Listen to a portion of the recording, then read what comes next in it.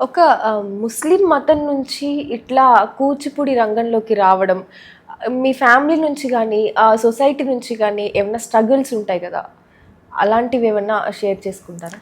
ఉంటాయి. I mean share చేసుకునేది ఏముంది, it's like an inter caste marriage. వాళ్ళు వద్దంటారు, మనకు చేసుకోవాలనిపిస్తుంది.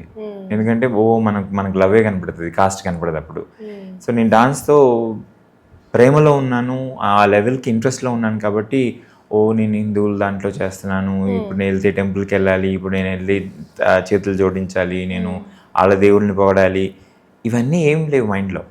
నాకు డాన్స్ ఇష్టము, డాన్స్తో అసోసియేట్ అయిన ఏదైనా ఇష్టమే నాకు. సో తద్వారా ఉండకుండా ఎలా ఉంటాయి, మీరు చెప్పి చూడండి ఒకసారి. నాకు అలా అలా అలా ఇంట్రెస్ట్ ఉన్నట్టు ఒక్కటి ఇస్తారు ఇంట్లో. సో అలాగే నాకు కూడా పడ్డాయి బాగా ఆ విషయంలో.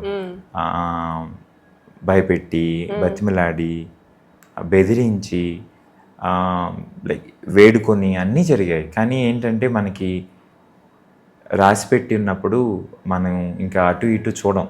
సో ఇదే మన లైఫ్, ఇది ఇలాగా ఉండాలి అని అనుకున్నాం కాబట్టి ఇంకా ఎన్ని భయపెట్టినా ఎంత అంతే, ఇంకా మనం దీంట్లోనే ఉన్నాం. అలాంటి స్టోరీలు అయితే జరిగాయి.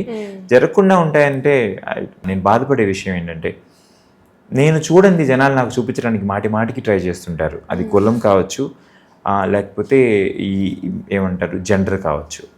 సో అది ఈ రోజుకి కూడా బాధ పెడుతుంటాయి.